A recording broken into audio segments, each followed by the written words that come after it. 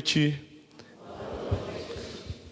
O início da minha fala na verdade, lembrá-los que vocês são privilegiados e privilegiadas. A minha exposição a partir de agora, nos lugares onde irei, ela será diferente depois das experiências que eu vivenciei de manhã e estou vivenciando agora. Com esse carinho, essa paternidade de Dom Carlos, com essa fala tão bonita de Padre Alexandre, eu agradeço muito, muito por esse testemunho dele junto às experiências de Santa Dulce, na Bahia, em Salvador, a forma, a docilidade com que ele passou, o carinho com que fui recebido pelo clero hoje de manhã, todos interagindo, no testemunho, no nosso testemunho, eu, irmãos, me sentindo irmão, padre com os irmãos, da nossa comunhão fraterna, a dinâmica desse encontro, antes de tudo um encontro orante, reunidos como lideranças, mas entendendo que é o Espírito que por primeiro nos move. Então não viemos aqui somente com as mãos para trabalhar, mas antes de tudo com o coração, para que, elevados ao Senhor e motivados na força do Espírito Santo, possamos ser enviados. Então isso faz toda a diferença. Isso não é em todos os lugares. Às vezes nós nos equivocamos na pressa, sempre com boa vontade, mas às vezes na pressa nos atropelamos. Então, eu digo, até por força do ministério, a gente transita muito e tal, e vive das nossas experiências. Uma diocese privilegiada, além de ser um lugar muito bonito. Hoje andei um pouquinho por Apucarana e Arapongas, os dois lugares. Que lugar abençoado, um bispo, pastor, com jeitinho de pai, voz de pai, carinho de pai, e os padres que com tanta ternura e visão, de pastoreio, no ritmo de Francisco, nos propõe a falar e a conversar sobre a campanha da fraternidade. Prometo que não vou ser longo, porque eu sei que as coisas para ficar no coração, elas têm que ter o tamanho que precisam de ter. E vim entendendo que vocês estão aqui como multiplicadores. Então, a proposta dessa noite, ela não é para vocês, ela é para as paróquias que vocês representam. Eu tenho muita consciência disso, Padre Leandro tem muita consciência disso, é importante que vocês tenham consciência disso. Há um investimento de fé muito grande no vocês estarem aqui hoje, como articuladores, multiplicadores da campanha e no diálogo que vão estabelecer. Eu penso que o grande passo que vocês darão a partir daqui é o bate-papo que vocês terão com os padres e a partir dos padres com os conselhos, para que o trabalho ele aconteça a partir da abertura oficial que a campanha realiza com a quarta-feira de cinzas. Isso é fundamental. É quase um pecado voltar e daqui até o retorno para casa já não ir desdobrando possibilidades, diálogo com o padre, como levar ao conselho e como o conselho de cada paróquia pensar a forma desse trabalho ser realizado. Por isso, a minha preocupação ela é menos com o conteúdo e mais com o método. Porque eu não os conheço, muitos aqui estão me conhecendo agora, um ou outro eu já cruzei aí nos caminhos da vida, mas dá para perceber que vocês têm tanta condição, mais condição de pegar o texto base, fazer uma boa leitura, entender ali a complexidade do texto. É um texto bom, é um texto leve, é um texto agradável. Não peguei o texto base aqui, mas nós temos um excelente texto, acessível, que as paróquias vão aí disponibilizar, as livrarias católicas têm, internet tem muito material. Então a questão aqui não é o texto. O texto vocês vão ler. A questão é, nessa partilha de igreja, a gente entender formas de fazer com que a campanha renda os seus frutos, consiga capilaridade, irradie o seu potencial, a sua força de igreja. Por isso que nós vamos começar, por favor, Lucas, olhando essa tela. É um exercício que eu vou fazer com vocês, de 30 segundinhos. Nessa tela eu tenho, misturados ali, os números que vão de 1 a 55. Não falta nenhum. E eu vou dar um tempinho curto, 30 segundos, onde vocês vão procurar para mim em ordem. O 1, depois o 2, depois o 3, depois o 4. Não pode pular. Se eu achei o 4 e achei o 6, mas não achei o 5, eu tenho que achar o 5 antes de ir para o 6. Vamos ver, nesse tempo, quantos números vocês conseguem encontrar. A partir de agora, valendo.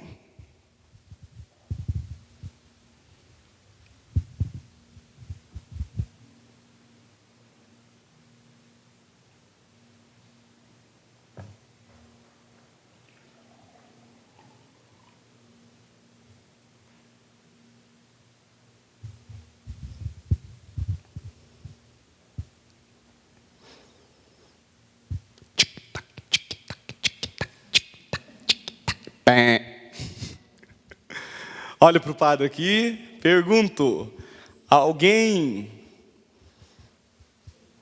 foi além do 15? Não? Que bom, o senhor foi além do 15? Mas é difícil em 30 segundos ir para além do 15. Na primeira vez que eu fiz com 1 minuto, eu fui até o 13. Mas eu sou lentinho, eu sou mineiro. O mineiro é meio cansado com essas coisas. Então, agora, olha como que método faz a diferença. Como que encarar, só um minutinho, Lucas. Como que a gente encarar uma realidade, fazendo o exercício de olhar sobre ela, faz a diferença. Lucas, faz o favor. É a mesma tela, os mesmos números, só que dispostos de forma organizada. Se a gente reparar, na verdade, nesse cenário complexo tem uma ordem. Em cada quadrado, aqui eu tenho 1, o 2, o 3, o 4, 5, 6, o 7, o 8, o 9, voltou no 10, o 11, o 12, o 13, entenderam? Lucas, passa mais uma tela, olhem para o padre, mais 30 segundos, vamos ver se fica mais fácil, voltou para a tela, valendo.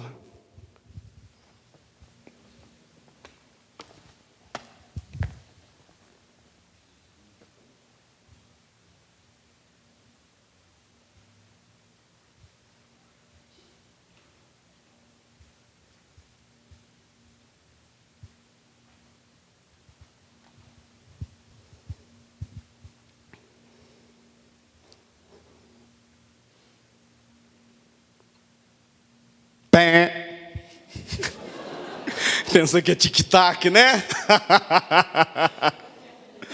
Todo mundo conseguiu fazer um pouquinho mais do que tinha feito? Ah, mas agora... Moleza, moleza, moleza, moleza. Pessoal, sabe por que dessa atividade? Sabe por que dessa atividade, Lucas? Porque a gente precisa de amadurecer na vivência da campanha. A campanha existe desde 1964.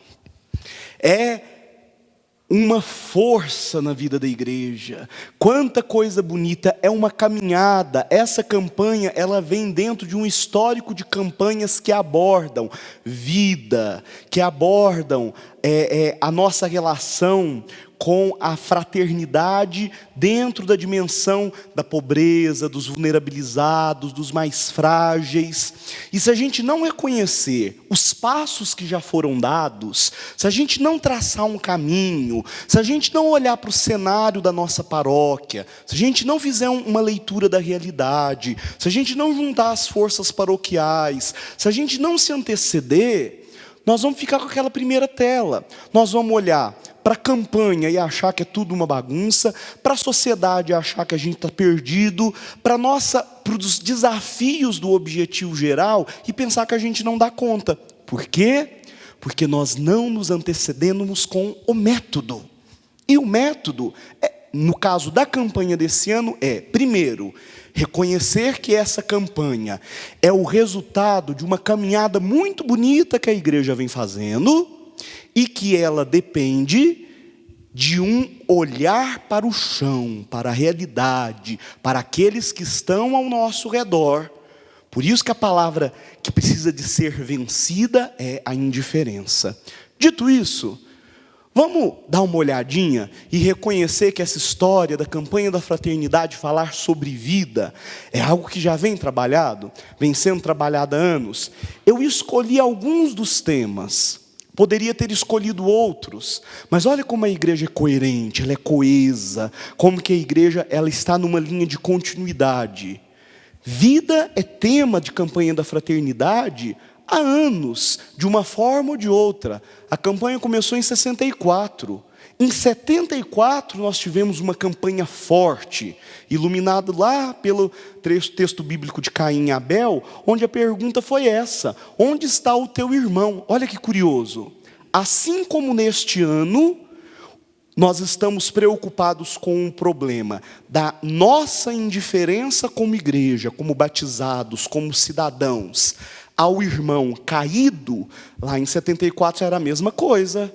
Caim, onde está o teu irmão? Por que você está indiferente àquele que morre? Depois nós temos um outro testemunho. Olha como é bonito, né? Lembra que, salvo engano, foi o ano passado que a Semana Nacional da Família recordou um tema da campanha da fraternidade de 94, de tão forte que foi essa campanha, que falava sobre a vida na família, a vida que precisa de ser valorizada dentro dessa que é a mais valiosa experiência do ser igreja, porque é nessa experiência que a vida em plenitude encarnou-se em Jesus Cristo, na ação do Espírito, pelo ventre de Maria. Então, nós temos, e aqui a gente precisa de ter um olhar para o alto e um olhar para o chão, que ao mesmo tempo que eu reconheço a sacralidade da família, eu também cutuco a nossa fragilidade que está lá em cima. No primeiro parágrafo, mas antes, quem leu bem a campanha da fraternidade do ano passado vai se lembrar.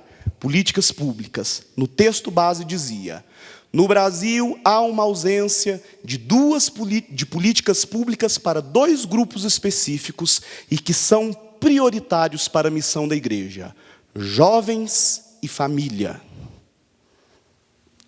E aí a gente olha para aquilo que eu escrevi lá no comecinho. Na maioria dos países latino-americanos, não existe uma política familiar explícita, mas medidas, projetos que afetam a família direta ou indiretamente. Olha a comunhão, olha como a campanha do ano passado leu 94 e reverbera 2020, para um olhar que é sobre a família na sacralidade, mas que é também um compromisso de um compromisso político, social, de transformação das estruturas familiares. Passando agora em 95, eras tu, Senhor, olhando para a situação dos nossos irmãos chagados, sofredores, em situações de variadas exclusões. Depois nós tivemos a campanha de 2007, e aqui é uma sensibilidade bonita. Quanta gente na Europa, num primeiro momento, se incomodou com o sínodo para a Amazônia, dizendo: mas colocar a Amazônia como pauta para um sínodo da igreja, sendo que nem toda a igreja está na região amazônica. E o Papa apresenta esta pauta e chama o mundo a olhar para a Amazônia. O Brasil já tinha feito isso. Quanta gente em 2007 se perguntou: por que uma campanha da fraternidade para a Amazônia? Eu estou no Paraná, eu não estou na região amazônica. E quem se lembra como essa campanha foi linda? Os cantos eram lindos, o trabalho que foi feito nas escolas, na catequese, de sensibilização ambiental. Olha o profetismo da Igreja do Brasil. Nós tivemos no ano passado o sínodo para a Amazônia, numa sensibilidade de comunhão da Igreja Universal com os povos da floresta, com o ecossistema, com a nossa querida Amazônia. O nome do texto pós-sinodal, para aquilo que nós já fizemos em 2017, apresentar a toda a igreja a pauta da Amazônia como motivo da nossa fraternidade e da nossa evangelização. A nossa igreja no Brasil é linda, a nossa igreja no Brasil é avançada. Eu ouso dizer, como batizado que sou, que a nossa igreja no Brasil é profética. Outro exemplo nós temos aqui com a campanha da fraternidade sobre a vida no planeta, que muitos consideram quase como a Laudato Si, novamente, a Laudato Si da Igreja do Brasil, porque também foi um momento em que nós vivemos a experiência da evangelização, preocupados com as questões ambientais, como versa a Laudato Si. Então, tudo onde o ponto principal é a vida, que é dom de Deus porque é sagrada, e sendo ela sagrada, deve gerar em nós um compromisso, que não é só um compromisso social, não é só um compromisso sociológico, porque esse existe. Para além da minha condição de cristão, eu não preciso ser cristão católico para viver em harmonia, porque temos uma relação de cidadania entre nós. Mas para quem é cristão, mantém os olhos fixos em Jesus e considera o outro como irmão, na comunhão do Espírito, pelo sangue redentor derramado na cruz, o outro é imagem e semelhança do Cristo, e nós somos imagem e semelhança de Jesus, igualmente ao caído. É a iluminação que Dulce dos Pobres deu no testemunho de Dom Murilo. Por isso que é forte olhar o caído e as situações de quem está caído. Mas, padre, já falamos tantas vezes de caído, por que falamos de novo? Porque existem novos caídos, o que o documento de Aparecida chama de novos rostos pobres. E para esses novos rostos, nós ainda não temos solução. E a campanha desse ano não quer dar solução, quer dar o nosso olhar, o primeiro passo sobre ele. Então, é diante desse histórico bonito, de gratidão, que chegamos em 2020. Com o tema Fraternidade e Vida, Dom e Compromisso, viu, sentiu compaixão e cuidou dele. E, como toda campanha da fraternidade, a nossa espiritualidade ela é bíblica, sempre bíblica, não existe tema sem lema. O nosso lema é a passagem do samaritano. Viu, sentiu compaixão e cuidou dele. E é em cima desse lema que nós queremos conversar um pouquinho. O que eu trago ali não é a repetição do texto base, mas ele acompanha o texto base. E o texto base, antes de entrar na sua divisão, parte 1, parte 2 e parte 3, ele faz uma interpretação do lema, que é o texto do samaritano. E é uma interpretação simples, direta e muito forte, entendendo que o samaritano é o ícone, ou seja, o modelo da compaixão e do cuidado. Na verdade, Jesus, ao contar a parábola do samaritano, ele apresenta-se. É um passo a mais no seu processo de revelação. Jesus revela-se no movimento do samaritano ao contar esta parábola.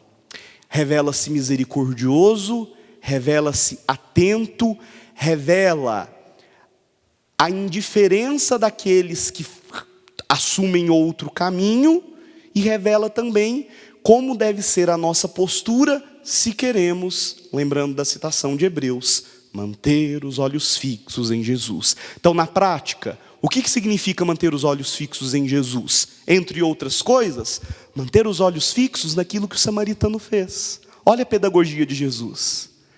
Eu quero manter os olhos fixos em Jesus. Faz parte adorar. Faz parte o Santo Terço. Faz parte a palavra. Faz parte a dimensão do culto. Integra o samaritanismo. Jesus revela-se nesta parábola. E é entender que viver a dimensão do samaritano não é uma opção.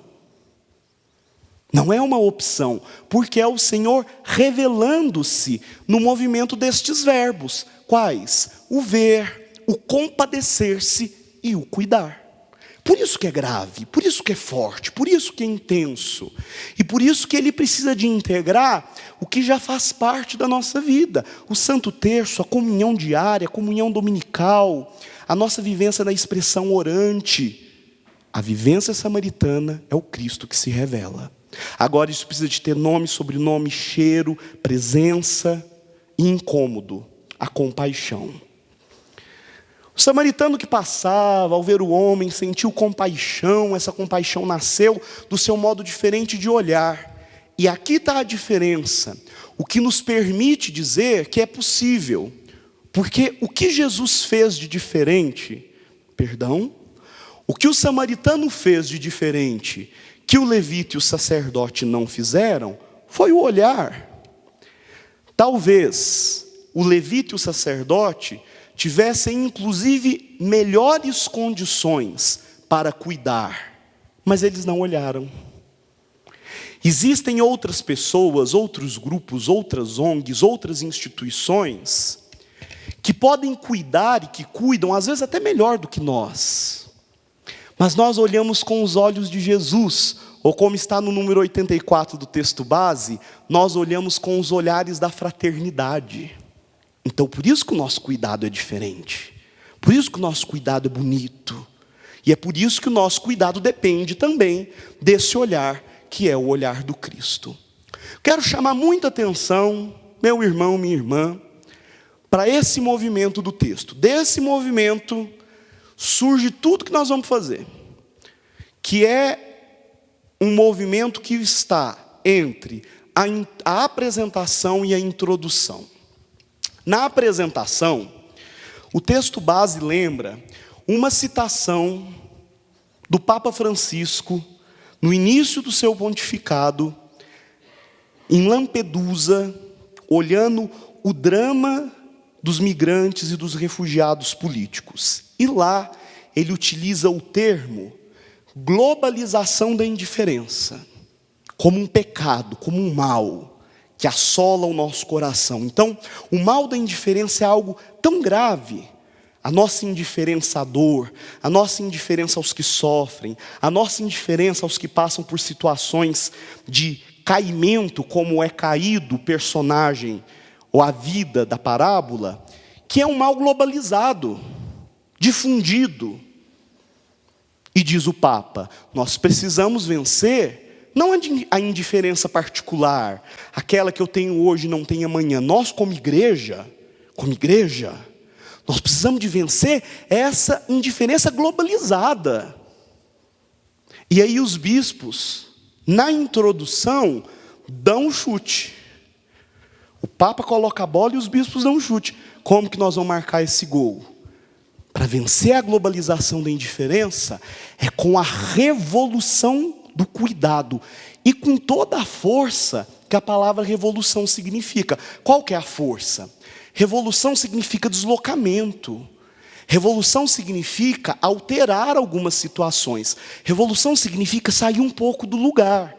Revolução significa que é preciso mover algumas peças. Revolução significa entender que há necessidade do reconhecimento que para que esse cuidado seja imperativo, intenso, propositivo, que esse cuidado seja um negócio forte para valer, tem que ser revolucionário, ou seja, tem que nos deslocar. Se a gente continuar com alguns mesmos sistemas, não vai acontecer. Então, Lucas, por favor, é essa seta. Precisamos de partir da globalização da indiferença para a revolução do cuidado. Agora a história já nos mostrou que revolução com armas, revolução com ideologias políticas, com filosofias teóricas, não funcionaram. E onde que está essa revolução? No samaritano. Então esse movimento, ele está aqui. À medida em que nós, não somente de forma individual, mas como pastoral, como igreja, de forma organizada, de forma colegiada, como povo de Deus, tivermos a coragem de gerar esse movimento. Está aqui a revolução do cuidado. Porque se a gente for consciente, nós não fazemos isso. Aproximar-se, parar, gastar tempo, modificar a rota, aliviar a dor, partilhar os recursos, retornar e criar vínculo. Às vezes o que nós fazemos é delegar o cuidado. Nós temos creches, temos orfanatos, temos obras de caridade, temos assistência, damos cesta básica para a igreja distribuir, desovamos as nossas roupas velhas nos bazares das paróquias. Mas nós não vamos ao encontro. Nós não olhamos o irmão, nós não temos paciência com aquele que vive uma situação de sofrimento e que ainda não passou pelo processo de conversão. Porque a conversão é um processo que acontece depois da integração na comunidade, da acolhida, depois que a pessoa sente-se amada. Depois vem a conversão. Depois vem os passos à santidade. A gente inverte um pouco o processo. Eu quero primeiro a pessoa convertida, para que depois ela seja integrada. A campanha vem dizer, opa, conversão? Sim. Com tudo aquilo que a igreja, a teologia moral, vem para nos colocar do jeito certo. Mas eu só vou poder propor isso às pessoas depois que elas forem olhadas por nós, amadas por nós, integradas por nós. E isso é uma revolução. Isso é uma revolução. Olha há quanto tempo que o Padre Zezinho cantava aquela música, seu nome é Jesus Cristo e passa fome, e canta pela boca. E aí, gente, onde que a igreja quer chamar atenção? Se a gente ainda não resolveu o problema do que passa fome na beira da calçada, tem hoje aqueles que têm fome de outras coisas, que são as periferias existenciais. E aí os nomes são dados. Aí a beleza, ou a dureza, ou a intensidade do texto é dizer isso. Tem dor para tudo quanto é lado, de todos os lados. E se eu quero viver essa fidelidade a Jesus, nós não podemos nos omitir. Porque quando nós estávamos caídos no drama do pecado, primeiro, o Senhor veio ao nosso encontro e nos resgatou. E quando fazemos isso com o irmão, enquanto inclusive irmão, pensando não a pessoa, mas pensando também o grupo, nós respondemos amorosamente a nós que fomos resgatados quando caídos estávamos no nosso pecado original. E continuamos chegando no objetivo geral. O objetivo geral é tão simples, porque a campanha da fraternidade não quer que a gente faça muita coisa, não. Ele quer primeiro que a gente pense, que a gente pare, e que a gente crie consciência, porque é uma campanha que quer educar o nosso olhar. É uma campanha que quer permanecer ao longo do tempo. Então percebam, o objetivo geral da campanha é, antes de tudo, conscientizar. Essa palavra é forte, é importante, é necessária. Conscientizar. Mas conscientizar a partir do quê? A luz da palavra de Deus é a nossa fonte. Por isso nós vivemos a campanha de forma tão intensa com o lema do samaritano. A luz da palavra de Deus para o sentido da vida, que é dom e compromisso. Porque não é a vida que precisa de ser entendida como extensão da presença de Deus. Que se traduz em relação de mútuo cuidado entre as pessoas. E essa vida, essa ação, e aqui um cuidado fundamental, ela não é paroquial. Ela é para o mundo, ela é para a família. E aí o Lucas coloca ali para a gente. Onde que tudo isso acontece, esse movimento de conscientização? Na família, na comunidade, na sociedade, no planeta e na casa comum. Meus amigos e minhas amigas, a campanha não é para as paróquias. A campanha deve instrumentalizar as paróquias, para que eu consiga levá-la para fora. Porque às vezes a paróquia tem essa consciência, tem essa percepção. A paróquia é iniciada na fé. A paróquia vive a dimensão do sacramento. A paróquia vive a dimensão da palavra. A paróquia precisa de ser renovada, mas a gente entender que também somos responsáveis para que, instrumentalizados pela campanha, a gente leve ela para outros espaços, para o nosso grupo de trabalho, escolas, sindicatos, associação de bairros, e mídia, internet, e todos os espaços onde nós possamos construir rede de formação com a campanha. Por isso, olha como os bispos são espertos, a campanha é esperta. Ela não colocou ali paróquia. Porque nós temos mais do que obrigação de já saber disso. Nós somos missionários da campanha. Nós precisamos de nos instrumentalizar para levar ela para fora. São vários objetivos específicos. Nós não vamos passar um por um. Vamos transitar sobre eles como se fosse um texto único. Olha lá. Os objetivos específicos. Apresentar o sentido da vida, a partir da ternura, compaixão e cuidado, superando a indiferença e a violência na vida em todas as suas dimensões, da fecundação até o fim natural, despertando tudo isso a partir das famílias, preparando os cristãos também pelos sacramentos de iniciação cristã, daí a importância da catequese e também dos grupos de evangelização da juventude, para que, fortalecendo iniciativas que já existam, nós possamos valorizar a vida, olhando também para a ecologia integral. Não nos iludamos. Se nós não reconhecemos a vida do homem, do humano, nós nunca vamos valorizar o mundo que está ao nosso redor e vice-versa. Se corrompemos o mundo que está ao nosso redor, a vida humana é igualmente corrompida.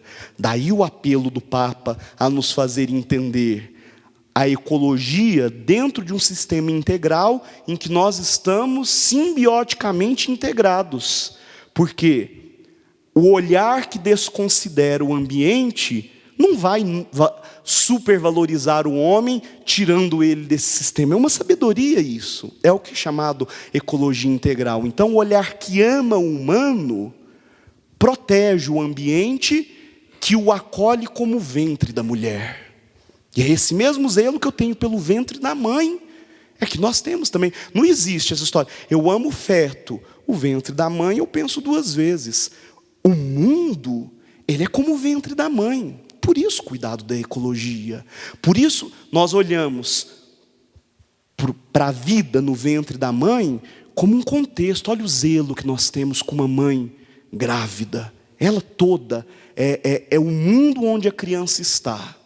A ecologia integral, que é o conceito muito difundido pela Laudato Si, e que gera o pecado ecológico que nós precisamos de desenvolver na nossa consciência e nas nossas comunidades, está nesta prática equivocada quando nós separamos o humano, o cuidado do humano, negligenciando o cuidado ecológico. Valorizamos o humano como obra-prima da criação, é ela a obra-prima da criação, mas completamente integrado ao que está ao seu redor. Por isso, este zelo. E a questão ecológica, ela corta o texto.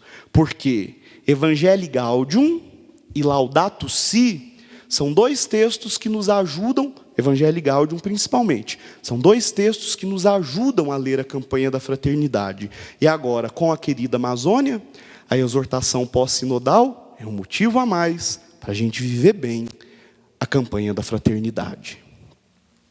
Vamos à primeira parte do texto? O viu, sentiu compaixão e cuidou dele. E nós queremos ver as situações que representam aquele homem, ou aquela pessoa, aquele humano, conforme a parábola de São Lucas, estava caído e que foi vítima de violência, foi vítima da maldade humana, e que sinaliza tantos e tantas igualmente caídos e que precisam do nosso cuidado. Por favor, Lucas. Primeiro, eu quero passar também o desenho do texto base, porque inclusive os ajuda no momento de multiplicar o texto, de pensar formas de fazer a metodologia da apresentação nos grupos paroquiais, capelas. Essa é a divisão da primeira parte. O olhar de Jesus, a atenção aos outros. A problemática aqui é a questão da indiferença. É a indiferença que intoxica o nosso olhar. Ora, a primeira parte é sobre o ver. O nosso ver é um ver intoxicado, intoxicado pela indiferença. E é essa indiferença, a indiferença que fez com que o levita e o sacerdote fizessem outro caminho, é a indiferença que nos faz, como comunidade, abandonar a vida das pessoas, destruir a natureza, excluir a vida, não preocupar-se com a solidariedade social. Termina com a pergunta. O último subtítulo é curtinho, vem com uma poesia bonita, porque é um texto sucinto. O texto da campanha da fraternidade é um texto que nós precisamos de compreender, que é um texto para o Brasil inteiro. Nós estamos aqui estudando ele em Apucarana, no Paraná. Nesse momento, talvez no Rio de Janeiro estão estudando. Talvez em Manaus tem um outro grupo estudando. Em Roraima tem um outro grupo estudando. No Acre. Então a gente pensar que é uma reflexão sobre a vida que precisa estar localizada com os dramas concretos. Por isso que, sabiamente, é um texto que dá a liberdade para que o chão se encaixe nas realidades de cada batizado e batizada. Então não é um texto que fere essa particularidade, para que seja acessível a toda a comunidade de fé. Então vamos olhar essa preocupação.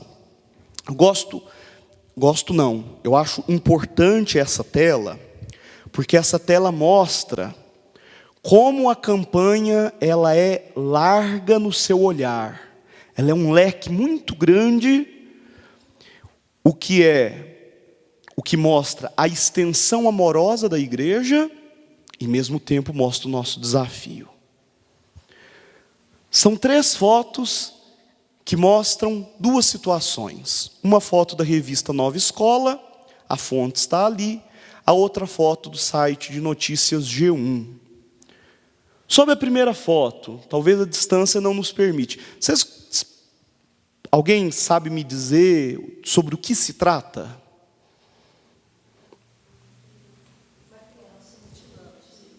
Perfeito.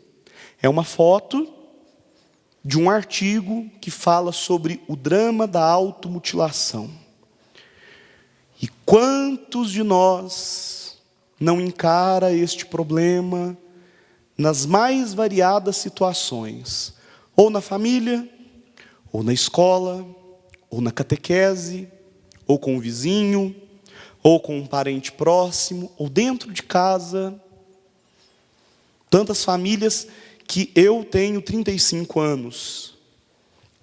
Quando criança, nenhum dos meus amigos passou por essa situação. Então eu sou um jovem adulto. Acho que eu posso me designar como um jovem adulto. E como um jovem adulto, eu não lembro. Um jovem adulto, menino de rua, que brincou muito, que morou no interior, eu não lembro de nenhum dos meus amigos, das pessoas com quem eu convivi, passaram por dramas psíquicos, por problemas, por situações. Mas eu não lembro da situação da automutilação. Minha mãe é professora, aposentou-se professora. Antes do seminário eu fazia faculdade de História, cheguei a fazer estágio. Eu não lembro da minha mãe na sua vida como professora, ela aposentou, estava no seminário. Como professora, disso ser um assunto da vivência dela como professora. E agora é pauta da nossa vida. Drama por si.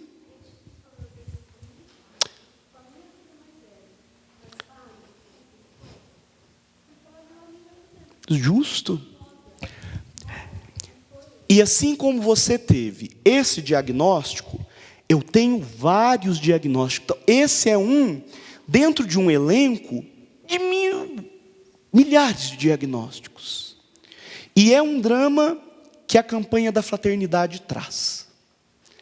Porque é a vida dos nossos adolescentes que grita por ser ouvida, por ser amada, dentro dos dramas psíquicos de um mundo com tanta complexidade que nós um pouco perdemos o fio da meada. E não é porque nós não somos bons pais, bons padres, bons professores, é porque existem questões que nem sempre a gente tem a resposta dada, né? E aqui a gente tem que tomar muito cuidado para apontar o dedo, e a campanha não faz isso, e nos ensina a não fazer isso. E aqui vamos olhar para o texto bíblico, olha a beleza do texto bíblico.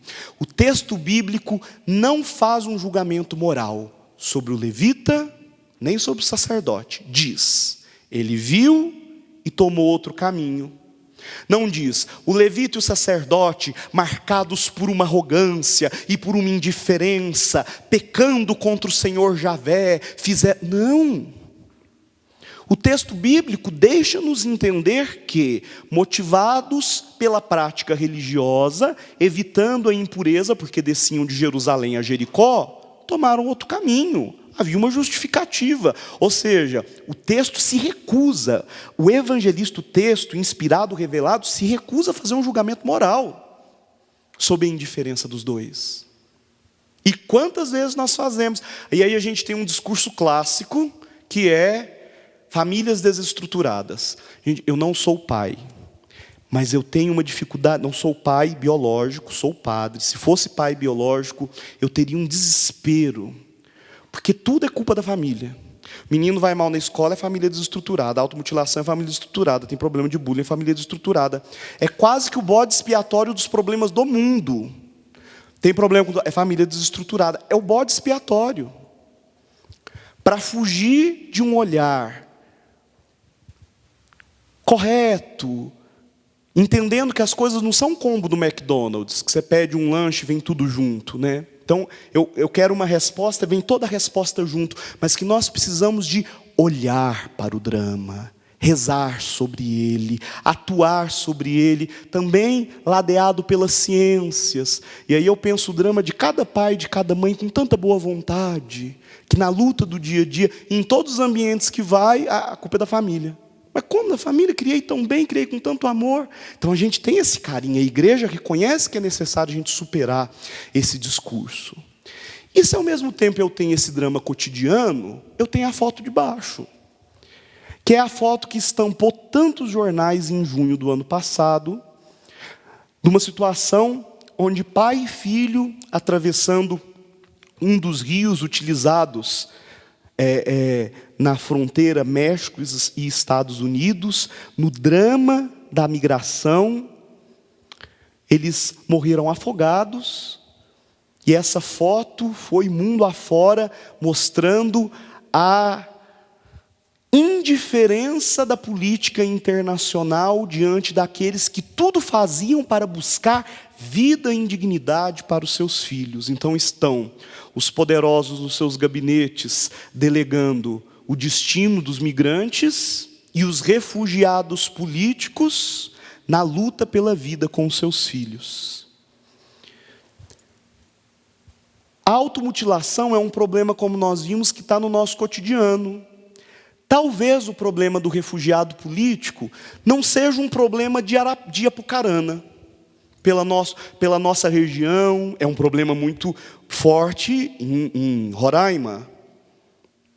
É um problema das capitais. Curitiba esteve no processo de regionalização da população venezuelana. Mas talvez não seja um problema aqui específico, da menor cidade da diocese de Apucarana, que eu não sei o nome. Lá não é um problema concreto. Mas o que a campanha vem dizer? Primeiro, todos esses dramas precisam de estar na nossa pauta como comunidade de fé, no movimento de quem não é indiferente a ela, reza por ela, se envolve por ela, trata sobre ela nos nossos movimentos, com os jovens. E aquelas que estão na dor concreta do nosso povo, sobre elas, nós precisamos de nos perguntar o que é possível fazer enquanto igreja. Entendendo que nós não somos governo, nós não somos Estado, mas nós somos igreja, que é samaritana, e que há aquilo que é possível ser feito como igreja. Então entendam.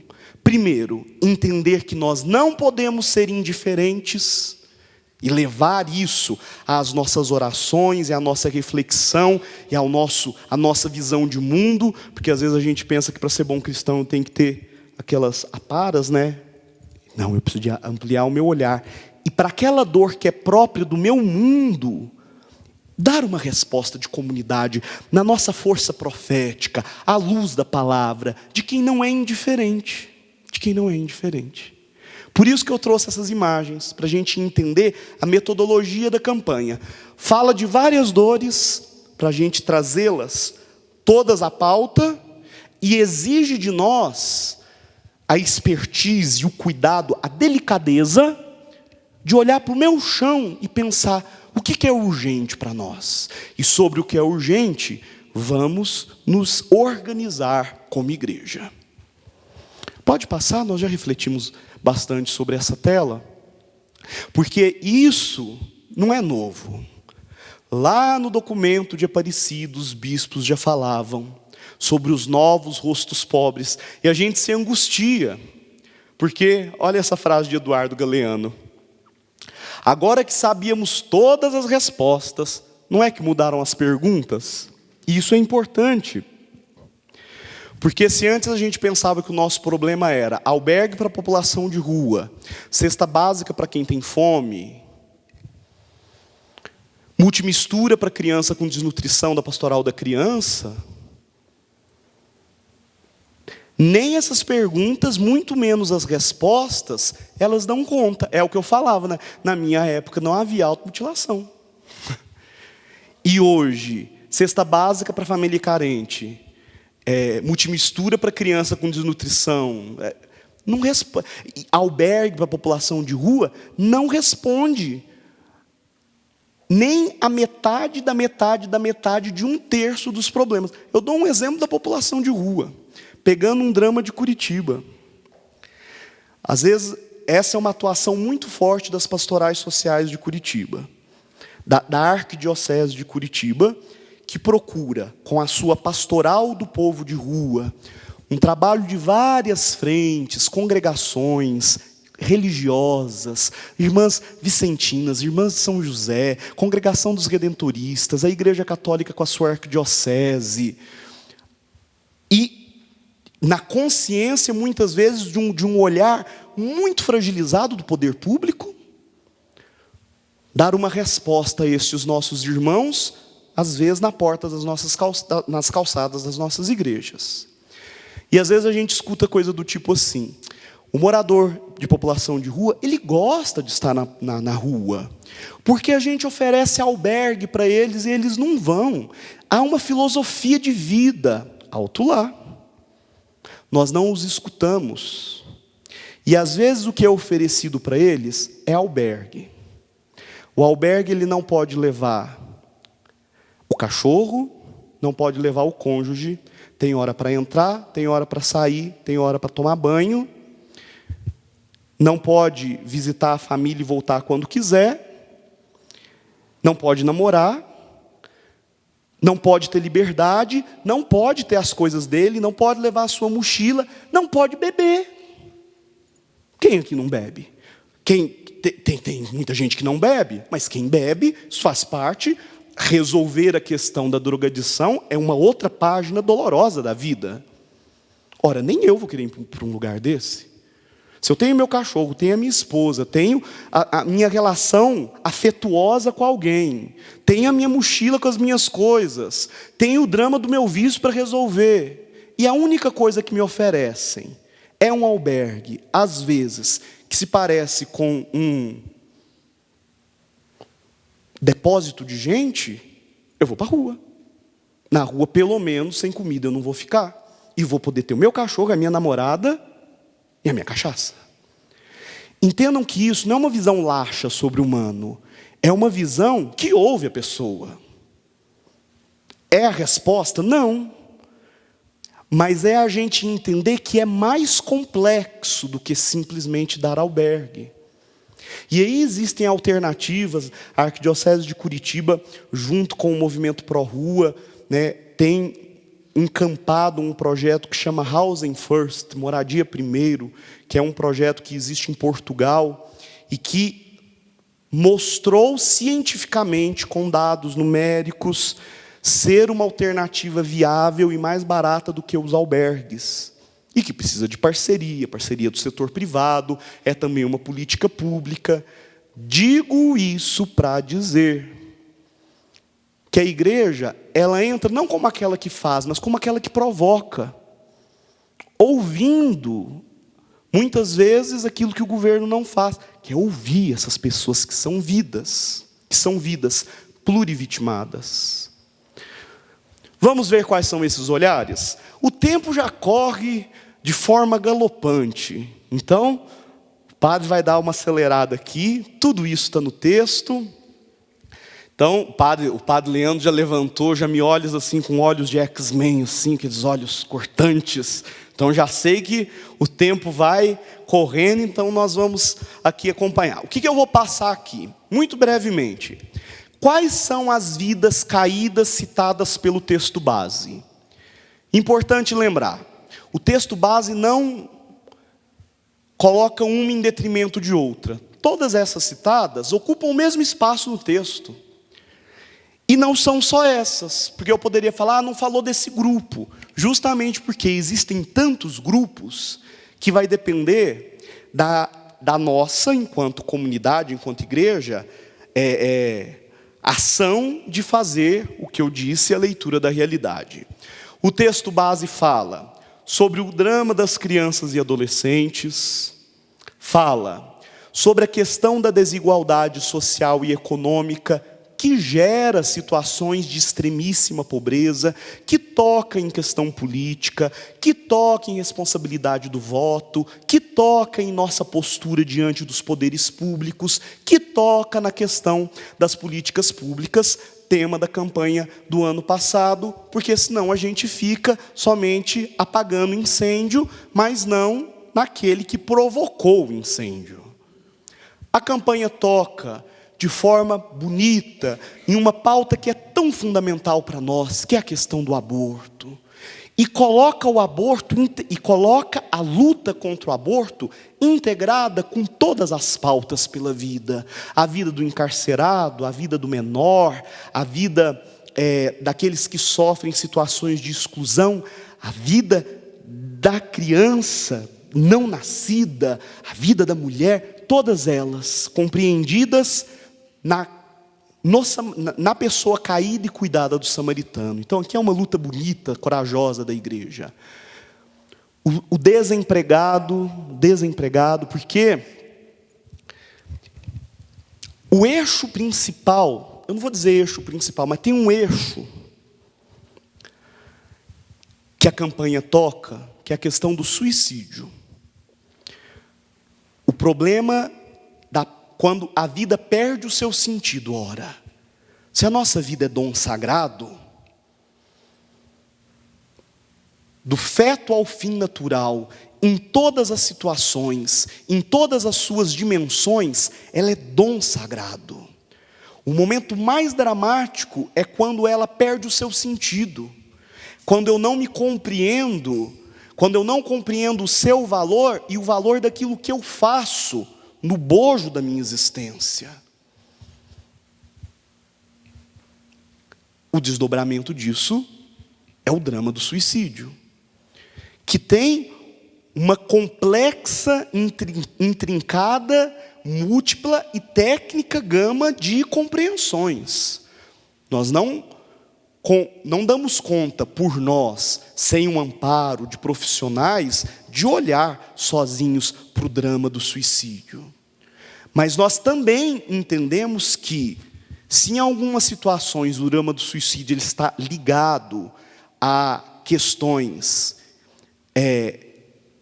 de psicopatologias, em outras ela também está ligada a dramas como, por exemplo, do desemprego. Aquelas situações dolorosas, difíceis, perenes, onde o sentido da vida de um pai, de uma mãe, com o seu lar,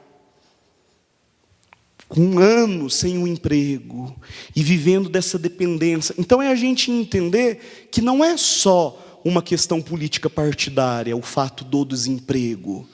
É isso gerar a falta de sentido da vida, porque é a falta de sentido que gera, desde a situação de uma automutilação, desde uma fobia, até o drama, né, mais grave, que é o suicídio. Daí as redes que são construídas e a igreja que se apresenta solícita, generosa, ouvinte, acolhedora, não para resolver o problema do desemprego. Profeticamente ela denuncia, ela cobra das instâncias públicas, mas ela faz o seu exercício caritativo e também de fazer entender uma vida que se coloca acima desse drama e também tenta ser uma alternativa àqueles que estão ou na situação do desemprego ou do desalento, que é a situação ainda pior, porque o desempregado é aquele que distribuiu o currículo na esperança de conseguir, mas não foi chamado nos últimos meses, ou na última semana. O desalentado é aquele que nem sequer saiu para procurar, porque não tem mais esperança. É o jovem idoso, ou o jovem sem experiência. Esses extremos, que vai perdendo a esperança, que gera uma situação, que pode gerar uma situação de tristeza profunda, e dessa tristeza profunda para outros transtornos psíquicos, que a igreja nesse ano também quer olhar para ela. Olha como é profunda a campanha. Ao mesmo tempo que ela olha para um drama social, ela também desperta o seu olhar para questões existenciais, que podem ter origem neste drama social, por isso não fechamos os nossos olhos sobre elas, mas podem ter origem em outros campos, como o campo das psicopatologias. O texto continua e fala sobre as doenças emocionais, fobia, transtorno obsessivo compulsivo, estresse, ataque, pânico, automutilação, bullying. E aqui é um cuidado que nós precisamos de ter. O que fazer? Não sei. Eu sei o que não fazer.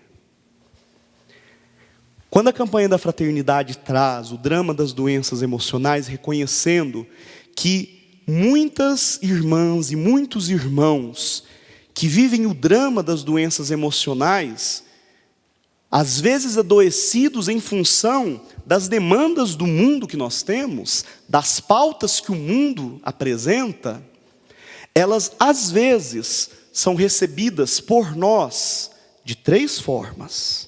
Primeira, não, deixa essa pessoa aí, ela tem problema de cabeça, que é indiferença total. Segunda forma, vem cá minha filha, deixa eu fazer um exorcismo para tirar esse capeta que está no você. Porque isso é um problema do Jânio. Que é o delegar aquele problema, que é um problema sistêmico, é um problema, é uma patologia, uma psicopatologia. Claro que precisa de oração, de comunhão da comunidade, mas eu delego todo aquele problema à esfera espiritual, e isso não faz parte da nossa sã doutrina. Ou então, o outro extremo, procura um psiquiatra. Isso não é comigo, não vou nem rezar para você. Que aí é o outro extremo. Eu não acolho, eu não converso, eu não rezo. Então, quando a igreja fala sobre o drama das doenças emocionais, é dizer, nós precisamos de encontrar uma alternativa, porque esses 3 caminhos são caminhos onde eu camuflo a indiferença, e que não respondem àquilo que a nossa sã doutrina, de uma antropologia que nos integra, e não que nos divide, porque essa antropologia que nos divide não é antropologia, é filosofia de Platão, alma lá, corpo aqui. A nossa antropologia nos vê integrados.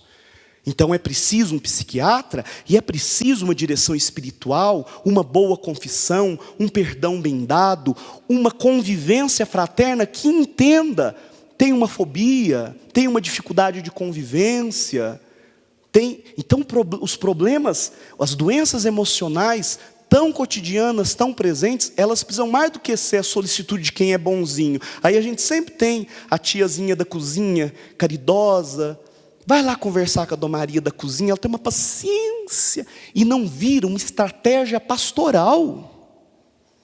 Coitada da Dona Maria da cozinha. Digo coitada, porque é aquilo que eu falava no início, eu delego o exercício do samaritanismo para a Dona Maria da cozinha. Quantas pessoas que vivem o drama do transtorno bipolar, quantas famílias se afastam da comunidade, porque alguém na família tem transtorno bipolar.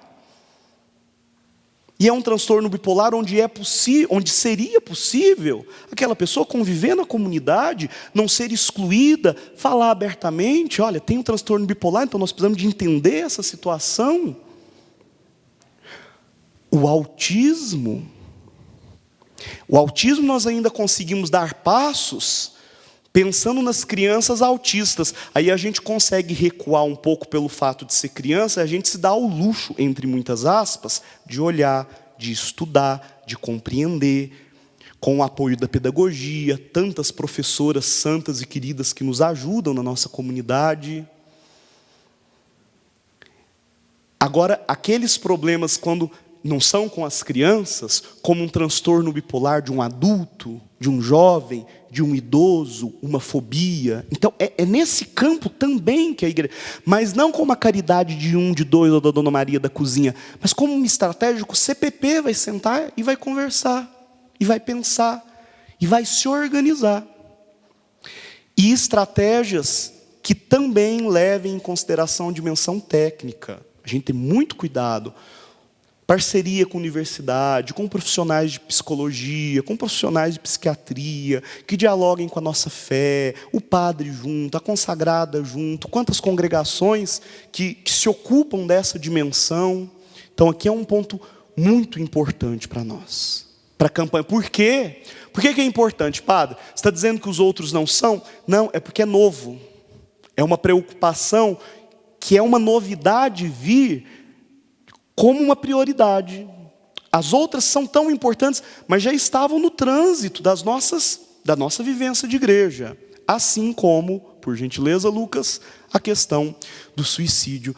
E o que mais incomoda, de tudo, pelo menos acho que o que mais precisa de nos incomodar, eu penso, é a faixa etária, né? Jovens de 15 a 29 anos são as maiores vítimas, tendo o suicídio como quarta causa nessa faixa etária. E ouso dizer que o maior bem que nós fazemos é aquele da gente reconhecer, não sei o que fazer. Nós tivemos o drama de Brumadinho. A fala sobre campanha da fraternidade em Belo Horizonte, o Seminário Nacional, parte dela também porque ele foi responsável, um dos responsáveis pela construção do texto, foi Dom Joaquim Moll, que é bispo auxiliar em Belo Horizonte, reitor da PUC também da PUC Minas, do campus em Belo Horizonte, e ele partilhou conosco que o bispo auxiliar de Belo Horizonte, responsável pela região onde está Brumadinho, na época daquele drama, daquele crime ambiental, com nome e sobrenome, quando as nossas cidades se venderam a Vale, as nossas cidades mineiras, eu sou mineiro e posso dizer isso entendendo um pouco aquele processo.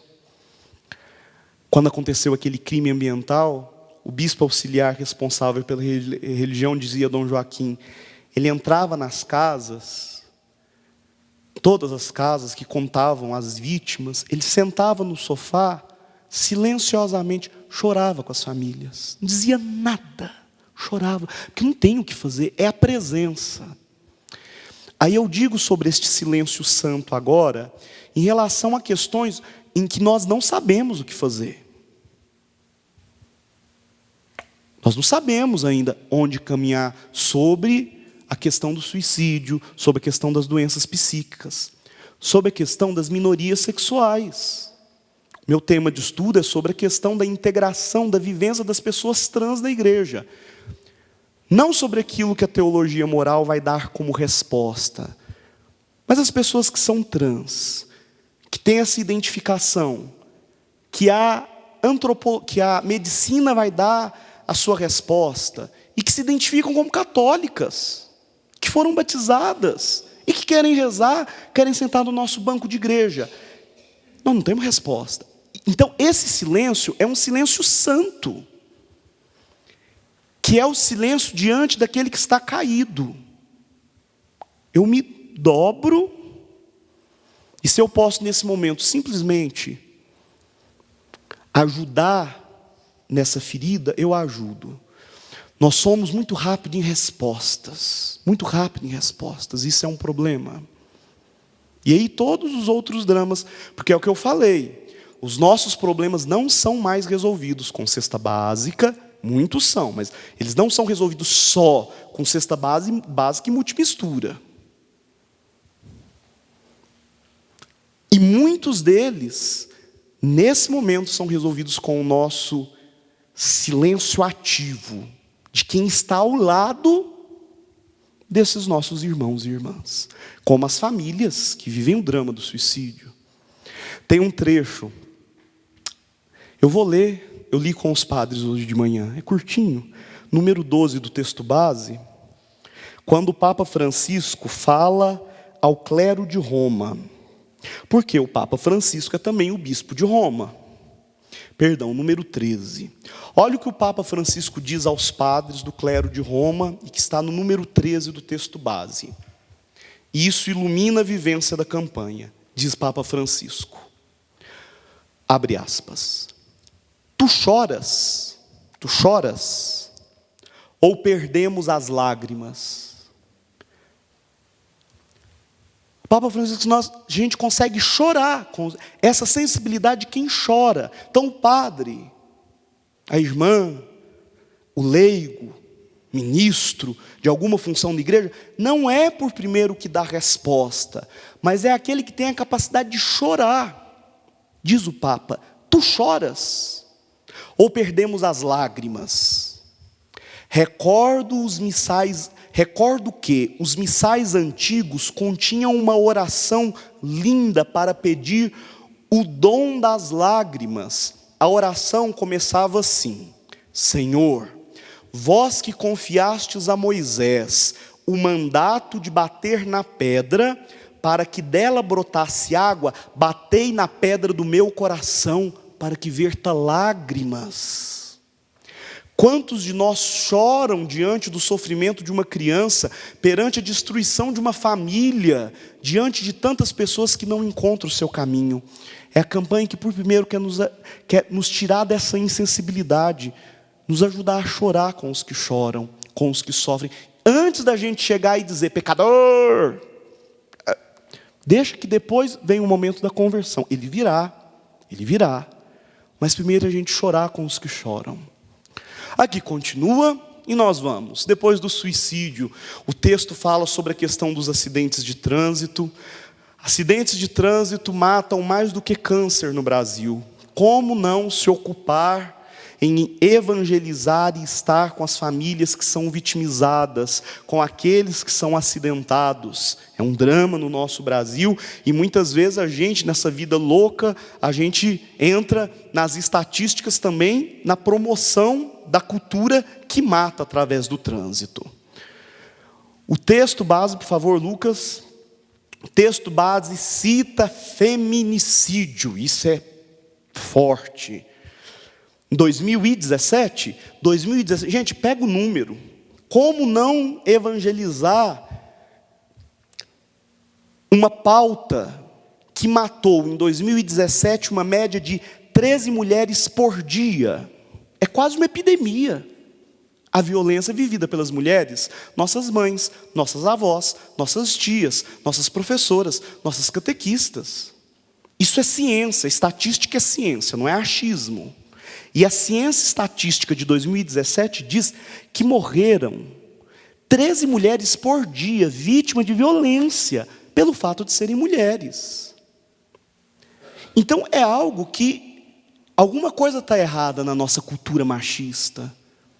E o Papa citou o termo feminicídio. A gente está envolvido em uma cultura que quer diminuir as arestas, nos colocar na igualdade de irmãos, E olhar para essa situação de mulheres que morrem por essa violência em um mundo que tem canais jurídicos, delegacia da mulher, e ensinar esses canais a pessoas e canais de fraternidade, canais de perdão, canais de comunhão, canais de reconciliação também.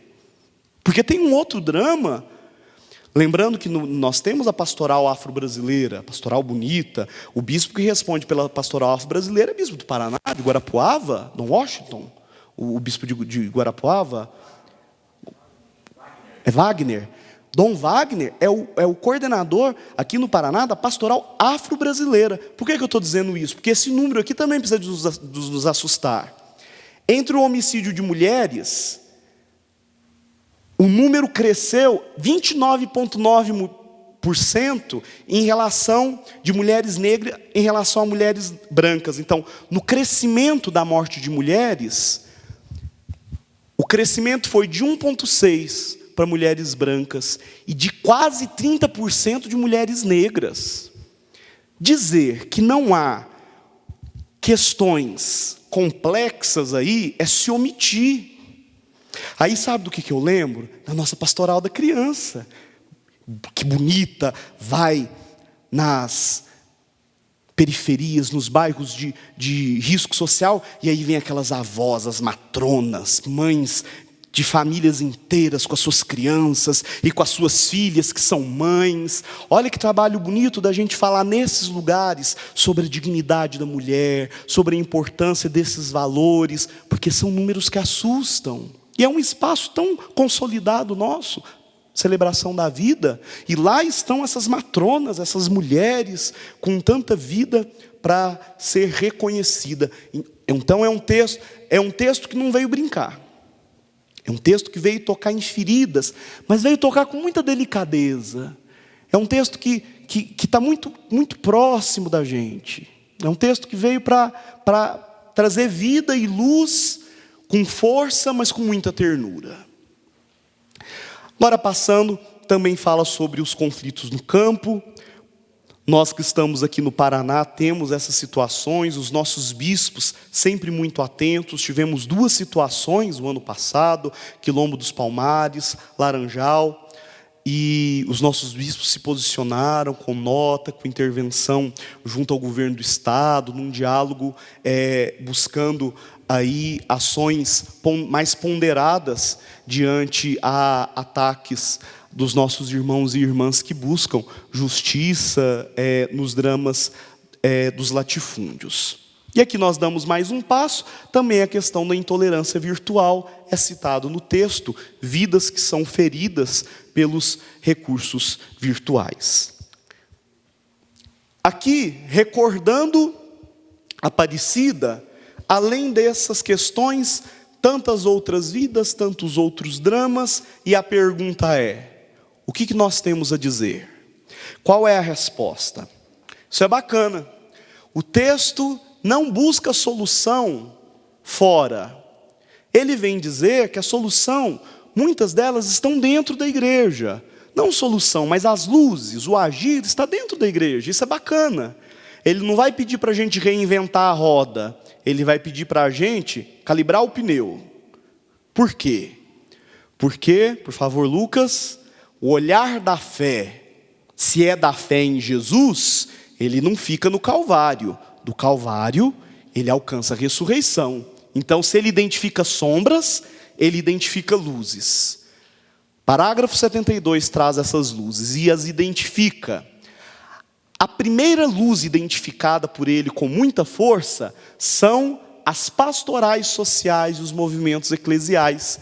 Ou seja, se eu tenho tantos rostos caídos na nossa sociedade, eu também tenho na igreja uma resposta cristã, católica, legítima, acompanhada sempre por um bispo, com um cuidado de caridade e de incidência política, que são as pastorais sociais.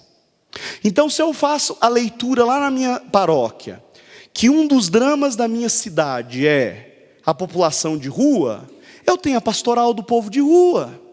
que eu posso chamar a assessoria do Estado, assessoria nacional e levar esta missão para a minha comunidade.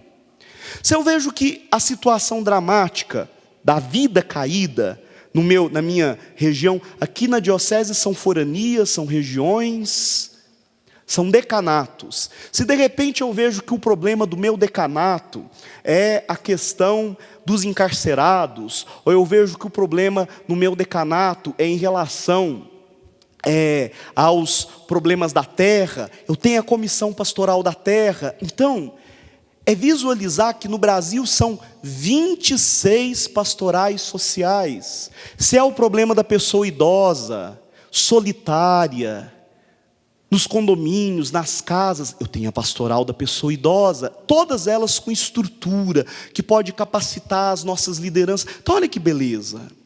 E alguns trabalhos que eu não tenho uma estrutura, mas que eu tenho condições de iniciar uma caminhada. Lá em Curitiba nós temos um grupo chamado Rema, que é um grupo que congrega mulheres na luta pelo protagonismo e políticas públicas. Um grupo bonito de mulheres com formação bíblica, sobre as mulheres da Bíblia. O próprio arcebispo ajuda na formação das mulheres Rema. E o objetivo delas é um grupo de mulheres de vivência forte de oração, mas que querem desencadear nas políticas públicas. Estão começando a ocupar os espaços dos conselhos públicos, como mulheres católicas. Bonito. Tem a chancela do bispo, um grupo de mulheres que se reuniu. Sabe como que começou? Com uma mulher católica que se reunia com um grupo de mulheres protestantes que tem um grupo muito avançado nesse sentido. Ela falou, opa, mas eu sou católica, por que eu não vou levar essa experiência como mulher católica? Procurou a arquidiocese, procurou o arcebispo e desenvolveu este trabalho a partir da nossa fé católica. Da mesma forma, o grupo de vivência e acompanhamento, as minorias sexuais, que se reúnem ao redor da palavra, rezam, e mesmo na sua identidade, procuram viver uma caminhada de fé, de comunhão, de amizade, estando dentro da comunidade de fé. Então, é entender que existem luzes de acolhida, luzes de vivência, dentro das próprias dioceses. E aí nós damos mais passos.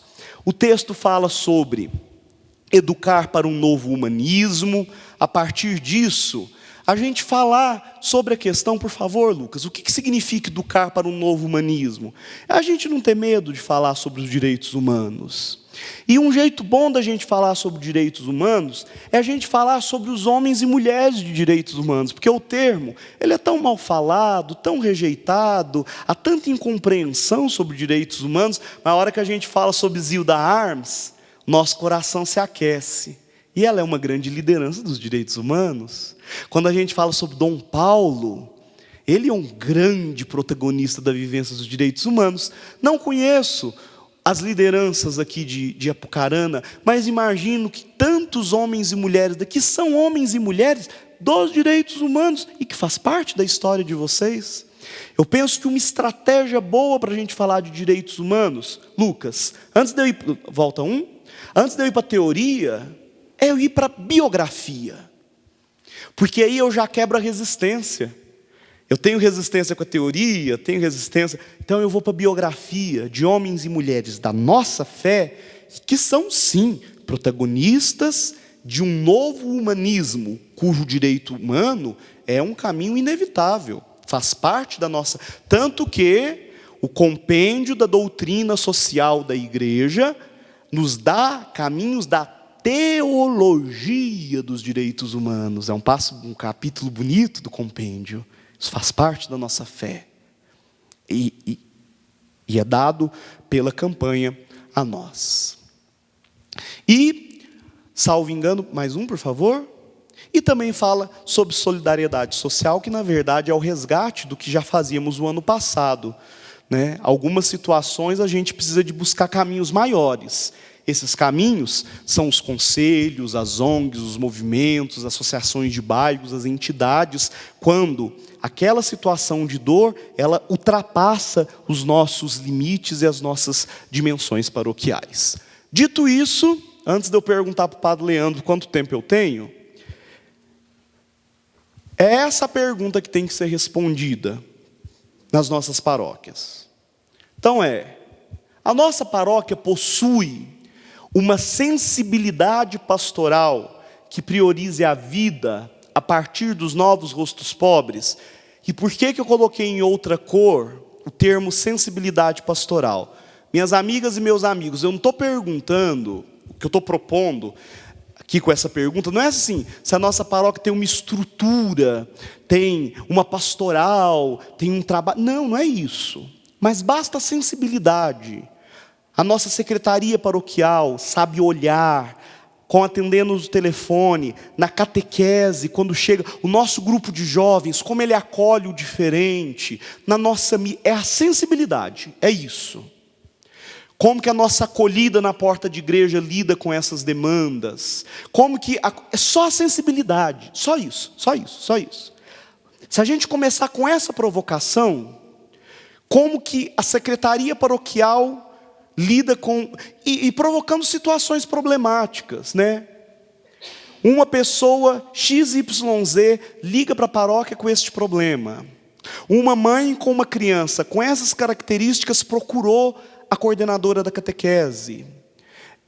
Uma família com este drama procurou a missa dominical. Chegando para a reunião, na porta do salão paroquial, eu tinha este cenário. É isso.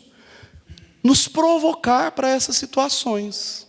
E diante dessas situações, a gente gerar, porque a gente não vai dar respostas do dia para a noite, mas despertar a sensibilidade é um bom caminho para motivar a campanha para esse ano. Não vejo o Padre Leandro. Alguém me diz quanto tempo eu tenho? Você sabe, Lucas? É até às 10? Isso significa que eu tenho 5 minutos? Isso é uma maravilha. Então, eu vou fazer assim, só para eu pegar então os temas finais, porque isso para mim é esse olhar necessário. Então eu vou para essa tela, coloque essa tela por gentileza, para a gente concluir. Essa é a tela que nos motiva já falei esse termo, a viver tudo o que queremos viver, na dimensão samaritana, lembrando que nós não estamos falando de um personagem de parábola, estamos falando de Jesus. Jesus é o samaritano. E o que o samaritano fez, número 84 do texto, são olhares de fraternidade. Esse termo é lindo. Olha, dá um retiro esse termo. Olhares de fraternidade. E quando que Jesus teve esses olhares de fraternidade? São passagens bíblicas que cortam o texto. O olhar da fraternidade, por favor, Lucas. O olhar da fraternidade, quando ele moveu-se de compaixão. O olhar da fraternidade, quando ele nos ensina a ter esta misericórdia, como é a misericórdia de Deus, perdoando, independente do histórico de pecado daquele que precisa da misericórdia, e quem mais precisa da misericórdia é quem menos a merece. Quando permanece com aquele que, neste olhar de misericórdia, exerce essa palavra-chave que é antagônica à indiferença. A indiferença se afasta, o samaritano permanece. É o permanecer. E o olhar de misericórdia que ama. Amai-vos uns aos outros como eu vos amei. Essa imagem que vocês estão vendo ali, ela chama Jesus sem teto. Talvez alguns já saibam do que se trata, porque com isso a gente consegue fechar este movimento de todas essas dores, todas essas situações, mas entender o principal. Nós o fazemos nos gestos do Cristo. tende entre vós os mesmos sentimentos de Cristo. O Papa Francisco recebeu de presente uma pequena escultura chamada Jesus Sem Teto. E aí ele deu de presente essa escultura em tamanho real para algumas dioceses do mundo, entre elas a Arquidiocese do Rio de Janeiro, que na celebração de Cristo Rei, há alguns anos atrás, inaugurou essa escultura lá na porta da catedral. E ela realiza este movimento, porque de longe nós olhamos, parece uma pessoa sem teto, morador de rua, que desenvolve em nós um sentimento de piedade, um sentimento de dó, um sentimento de consternação com a dor do irmão. Entretanto, se nós fazemos aquele movimento que Jesus fez conosco, quando, na sua encarnação, toca a nossa história, pisa o nosso chão, sente a nossa dor, partilha a nossa mesa, vive a nossa vida, sentimento de presença, se nós fazemos com este movimento de proximidade, nós entendemos que não é uma pessoa, o que já seria grave o suficiente, que não é uma pessoa em situação de rua, é o próprio Cristo, porque os pés são pés chagados. Mas se a gente olha a imagem de longe, não dá para perceber. De longe não dá para perceber. É uma pessoa coberta mal e porcamente com panos maltrapilhos. Então eu preciso de fazer esse exercício de chegar pertinho para perceber que são os pés chagados do nosso Senhor. É isso que o samaritano fez. É isso que nós precisamos de fazer, mas fazer como igreja, como povo de Deus, como catequista, como pastoral da acolhida, como ministro da Eucaristia, nós como padres, os seminaristas na colegialidade, porque a beleza da igreja é o seu plural. Já percebeu que tudo na igreja é plural? Os textos litúrgicos nunca estão no singular. Tudo na igreja é plural, não existe singular na igreja. Por isso que esse exercício que de repente eu já faço, é pouco. Porque a beleza da igreja é o plural. Nós somos comum unidade. E aí é essa a justificativa da campanha. A gente conseguir entender que aquele ou aquela, ou os grupos, os caídos, que eu de longe vejo como aquele que gera em mim consternação, ele precisa de gerar compaixão, amor. Porque aquele caído é o Cristo. E eu fazer esse movimento que eu faço com a imagem, com aqueles que na minha realidade paroquial ecoam este sentimento de compaixão e de caridade, e retomando principalmente o sentido. Gente, nós não vamos conseguir dar casa para todo mundo, nós não vamos conseguir dar emprego para todo mundo, nós não vamos conseguir dar cidadania para o migrante que está fora, nós não vamos conseguir resolver os problemas de sexualidade, nós não vamos conseguir mesmo porque isso não é função nossa, nós não somos Estado, mas que nós podemos dar o sentido da vida a quem perdeu este sentido.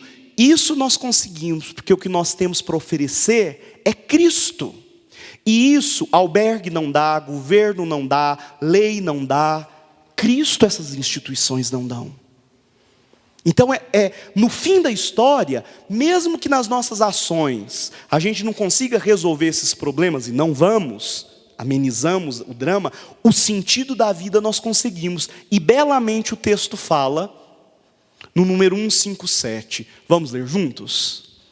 Em Cristo esclarece-se o enigma da vida humana, a solidariedade da igreja com o ser humano leva a perguntar pelos valores absolutos que podem garantir a verdadeira e permanente felicidade. Em Cristo se esclarece o enigma da vida humana. E fazer no nosso movimento responsável com todas as questões socioestruturais, o Cristo, que é nele, com ele e por ele, que todas essas coisas ganham sentido. Vou te pedir licença só para eu passar essa tela agora, Lucas, porque o que acontece é o seguinte: por mais que a gente não entenda tudo isso, você coloca lá para mim agora? tem como motivação principal um termo que já é bem conhecido de nós, que é a abençoada igreja em saída. A gente só vai conseguir entender isso se a gente aceitar essa ideia de igreja em saída. E aí, com isso, eu termino trazendo para nós essa proposta. Tudo isso que nós falamos faz sentido porque nós somos motivados por Papa Francisco, uma igreja em saída. E essa igreja em saída é a igreja que insistentemente, na continuação do que João Paulo II, Bento XVI vem nos trazendo, e Papa Francisco coloca com todo vigor. Só que, gente, tem gente que não quer não, mas Papa Francisco quer.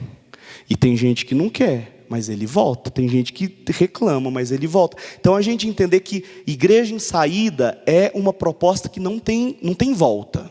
Ela é a atualização do Cristo no hoje da história. Por isso que a gente precisa também de rever aquela história ali.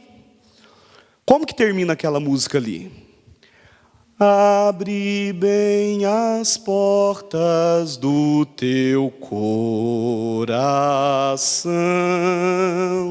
e deixa a luz do céu.